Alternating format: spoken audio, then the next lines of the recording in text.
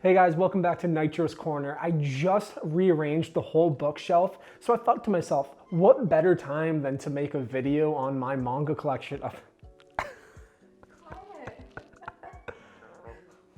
Hey guys, man and his cat here. Nitro's Corner.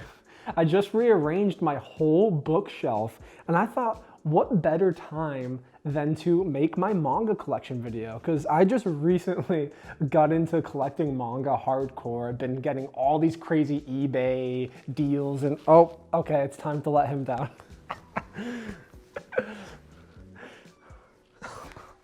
So I've been getting all these crazy eBay manga lot deals. I've been getting a lot of recommendations from people like East Coast Manga on checking out Right Stuff because I've never actually bought anything from their website. So they got some crazy deals. Definitely check that out. I figured I want to make a timestamp of where my collection is now while I'm still so early into starting my journey into manga collecting. So without further ado, let's get into it.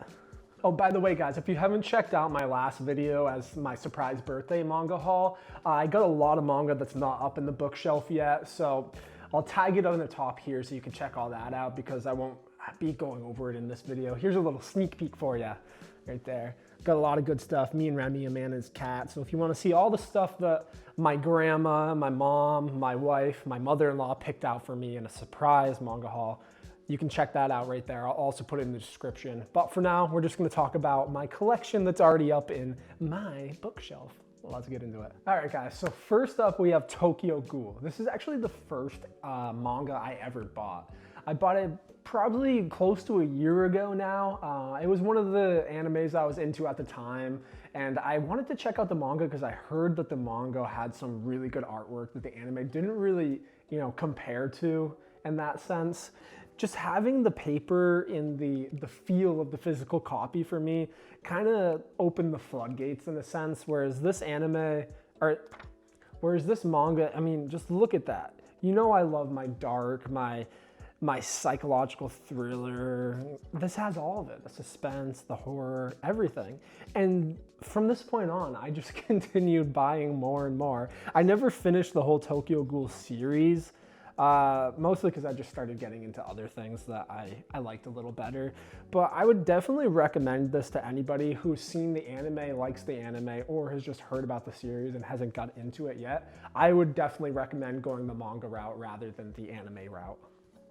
All right, next up we have kind of like a random assortment of manga that I just kind of got a few volumes of, or I recently started the series and I kind of wanted to gauge how much I was really gonna like it. So first up, we'll talk about Hell's Paradise. I've made a couple videos on this. It's a newer series. It's pretty good. The story elements are, they're kind of meh. They're not really developed yet, but the artwork and the action is pretty cool, and that's, as you know, some of my favorite aspects along with horror. It has kind of a unique feel to it where it's on the darker side. If you've seen my other video, I'll link it right at the top here on Hell's Paradise. It's kind of like Condemned, the movie with Stone Cold Steve Austin, with shinobis and various ninjas and monstrous beasts. They all get sent to an island and have kind of like an epic showdown. And it develops from there on. I don't want to spoil too much of it. If you want to know more about the plot, you can watch my Hell's Paradise video. But this is a cool pickup. I would recommend it. I think I give it probably like a 7 out of 10 from where I'm at in the series so far. Next, guys, one of my top series of all time. Don't let the only having 2 volumes fool you, because I'm actively on the hunt for more volumes as we speak. But Berserk, one of my favorite animes and mangas of all time. I don't have too many of the physical copies, but I've read it online. This series, if you have not got on it yet, I don't know what you're waiting for, so please just at least give it a try. Don't watch the new CGI shit seasons or the movies. Watch the original 97's anime and then continue on from the manga from that point, because this series is just phenomenal. I mean, it has some of the most unique artwork out of any manga I've ever looked into, any manga, anime, anything I've ever experienced. This is truly one of a kind, in my opinion. I mean, it does have some older vibes to the artwork and at this part because it is an older series, and this is volume 1, but it has all the way up to volume 40, so you have plenty to read and plenty to catch up on too. Yeah, this series, guys, this is like for me, like a 9 out of 10. A 9 out of 10.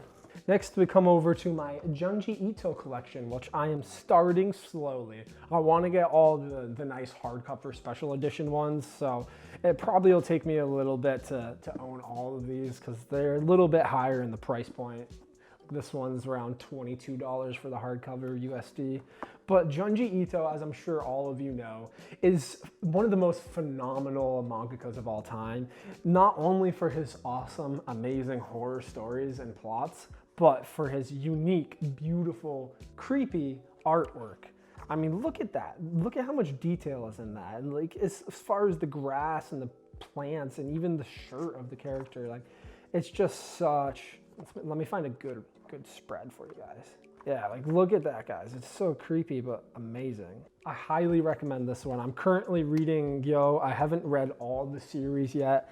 I'm kind of late to the Junji Ito train, but Uzumaki has been one that's on my to read and to buy list for a very long time. So now that I have that, I'll take recommendations for what you guys think I should get next. These are the only 2 I have so far. I also have One Piece kind of tri-volume here. I'm not sure what the correct term is for the 3 volumes in one, but I really like One Piece anime. I'm never probably going to collect all of the One Piece manga because there's so many, so many. So I just bought this one when I was at Barnes & Noble's one day just to check out what the original artwork looks like. Plus it's in the Whole Cake arc, the Whole Cake Island arc, and that's the Big Mama season is one of my favorite in One Piece. It's truly nerve-wracking, the entirety of the arc, so I figured why not just buy that for the volume? And that's that for that. Let's get into next. This, Akame ga Kill. Had no idea what it's about. I heard that the manga was pretty good, so I looked it up. I bought 1 volume, I haven't read it yet, and then I looked further into it and I realized people really hated the anime and really hated the route they took with the series. I haven't formulated my own opinion on it because again, I haven't read this yet, but the artwork seemed really cool, so I figured I would give it a try. I mean, it seemed like an awesome battle manga. Is it a shonen? It's not a shonen, so I figured the plot could be pretty good as well. I guess we'll see. If anybody's read the series, I'm sure a lot of you have. Give me a recommendation. Let me know what you've rated out of 10. I have no opinion yet. Parasite, phenomenal. This is another one that I got around the same time as my first Tokyo Ghoul one. This, my wife actually bought me, Kate. Hi. This one, again, is one that just has amazing, beautiful artwork. I haven't gotten too much into the series other than just having this oh. I can't show that one, we'll blur that photo out. Yeah, I don't really know too much of the series. I haven't watched the anime, I only have 1 volume, but I know that it's supposed to be phenomenal. So I will most likely get more of this series as my collection goes on. Maybe I'll try to see if I can find it on Right Stuff for cheap, or maybe eBay or Facebook Marketplace, because I don't really have any manga shops other than Barnes & Noble's here. Next we have Demon Slayer.